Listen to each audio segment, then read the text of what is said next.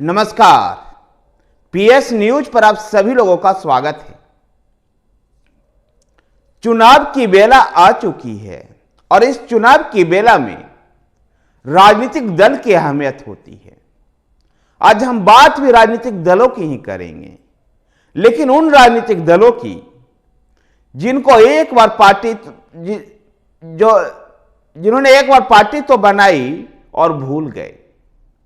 भारत में ऐसे दलों की संख्या 1-2 नहीं, 100-200 नहीं, बल्कि तकरीबन 3000 है। इनमें से अधिकांश दल आज तक चुनाव ही नहीं लड़े,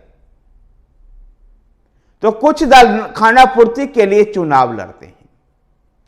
चुनाव आयोग इन दलों से काफी परेशान है, क्योंकि ये चुनाव लड़े या ना लड़े, इनको मशक्कत, जितनी मशक्कत भाजपा और कांग्रेस के लिए इनको करनी है या अन्य तृणमूल कांग्रेस या जेडीयू जैसे दलों के लिए करनी है, उतनी ही मशक्कत इन चुनाव ना लड़ने वाले निकम्मे दलों के लिए भी करनी है पड़ती है।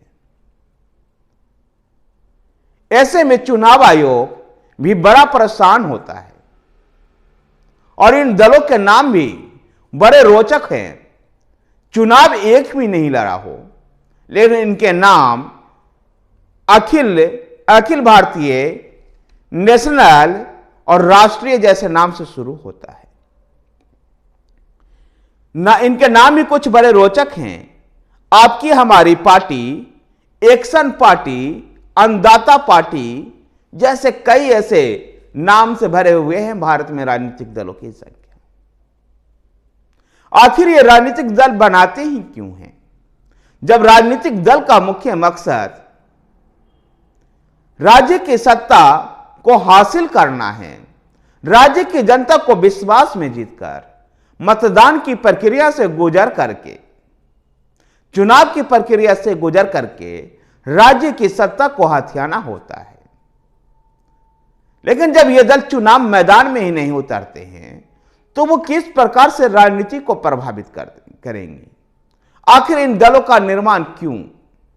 सवाल आज यही है। सवाल इतना सरल है, लेकिन इसका जवाब भी बहुत उलझाव लिए हुए हैं।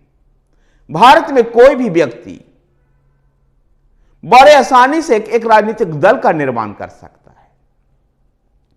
इसके लिए मतदाता सूची में शामिल सिर्फ 100 ऐसे समर्थकों का ब्यौरा देना होगा और रजिस्ट्रेशन फीस मात्र 10,000 रुपए। इतने आसानी से ये राजनीतिक दल बना लेते हैं और इसके बदले में इनको इनकम टैक्स से छूट मिलता है। 2018-19 में 199 गैर मान्यता प्राप्त रजिस्टर्ड दलों ने 445 करोड़ रुपया टैक्स की छूट ली, जबकि 2019 और 20 में 219 गैर मान्यता प्राप्त दलों ने 608 करोड़ के टैक्स की छूट ली। यद्यपि चुनाव आयोग में जब ये ऑडिट अपने पेश नहीं करते हैं, तो चुनाव आयोग इन पर एक्शन भी लेता है। लेकिन चुनाव आयोग के भी हाथ बंधे हुए हैं, क्योंकि एक बार अगर ये दल रजिस्टर्ड हो गए तो उनकी मान्यता खत्म चुनाव आयोग नहीं कर सकता है। इसलिए भारत में राजनीतिक दलों की बाढ़ आई हुई होती है और आए दिन एक न एक राजनीतिक दल का गठन होता रहता है। 2019 के लोकसभा चुनाव में 2800 दलों में से 623 दलों ने चुनाव लड़ा था, जिनमें 60 दल ही सीरियस होकर के चुनाव लड़े थे। बाकी दलों ने केवल खानापूर्ति के लिए चुनाव लड़ा था। 2024 में भी कमोबेश यही स्थिति होगी। यद्यपि चुनाव आयोग ने सरकार के सामने इस बात का भी मुद्दा उठाया था कि राजनीतिक दलों के मान्यता को खत्म करने का अधिकार भी चुनाव आयोग को मिले, लेकिन अभी इस पर कोई फैसला नहीं हो पाया है। भारत में ऐसे राजनीतिक दलों की संख्या दिन प्रतिदिन बढ़ती चली जा रही है, जो चुनाव में निष्क्रिय ही रहती है। देखना दिलचस्प होगा कि चुनाव आयोग आगे आने वाले दिनों में किस प्रकार से इन दलों की चुनौतियों से निपट पाता है।